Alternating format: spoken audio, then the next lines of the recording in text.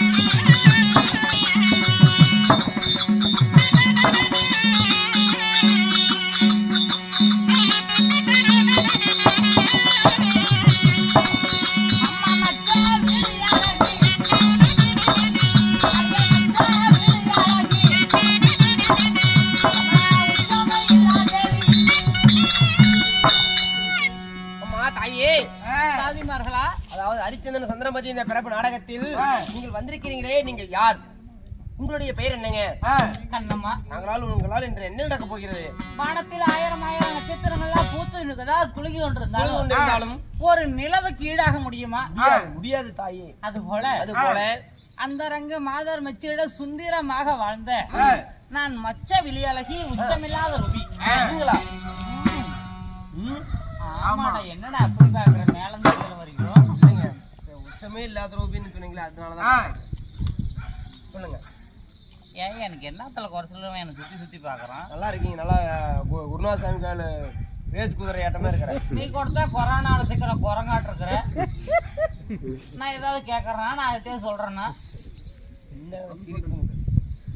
அதனால பஞ்சுமத்தை 30,000 போட்டு பஞ்சுமத்தை எடுத்தா கூட இந்த சுகம் வராது.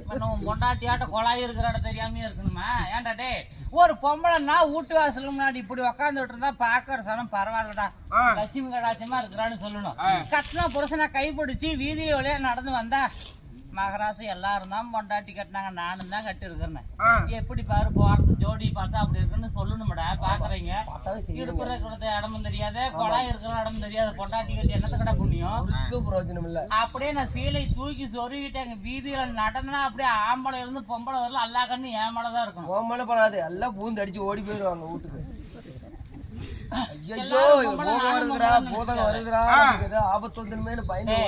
வாய் மேலே அடிச்சு போடுவோம். இப்பதான் எதுவும் பேசக்கூடாதுன்னு மச்ச விளையாளகி உச்சமில்லாத ரூபி. என்னுடைய பெயரோ அஷ்டலட்சுமி, ஆதிலட்சுமி, சந்தானலட்சுமி, தனலட்சுமி, தானியலட்சுமின்னு சொல்லக்கூடிய என்னுடைய பெயரோ மகாலட்சுமி. திருட்டுலட்சுமி. ஆமா, காலையில நான் மனசு வச்சாதான் நீ சம்பளம் கூட வாங்க முடியும். என்ன கொலாய்க்கு செல்வத்துக்கெல்லாம் அதிபதியாக வழங்கக்கூடிய என்னுடைய பெயரோ மகாலட்சுமி என்று தெரிவிப்பார்கள். மகாலட்சுமின்னு சொல்றீங்க. இந்த மகாலட்சுமி ஆகப்பட்டவர்கள் எப்படி பிறந்தீர்கள்? கண்ணம்மா, இந்த பூவுலகில் நான் ஜனனமான விதமா எவ்வாறு? ஆமாங்க கண்ணம்மா, பூவிலே உங்களை பெற்றார்களே உங்களுடைய தாய்க்கு எல்லாரும் அதில் தம்ப வந்தோம். உலகில் எப்படி உங்களுடைய அப்பா அம்மா? அதனால உன்னை போல மற்றவர்களை போல 10 திங்கள் ஒரு தாயோட அங்கத்தில் கருதரித்து கருவே உருவாகி உருவமே ஒரு பிண்டமாகி அந்த பிண்டமே ஒரு சரீரமாகி ஒரு தாய் தந்தையோட அங்கத்தில் நான் ஜனனமாகவில்லை. என்னோட பிறப்பின் ரகசியத்தை கேட்டாலே மிக ஆச்சரியமாக இருக்கும். ஆமா, நான் ஒண்டி ஒருவள் மட்டும் பிறந்தனா? நாங்கள் யார் யாரு பிறந்தோம்? யாரு பிறந்தீங்க?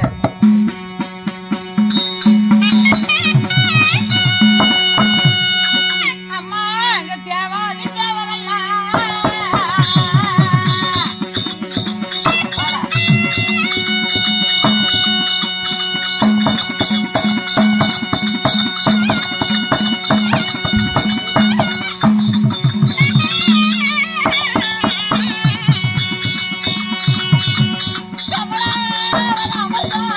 I'm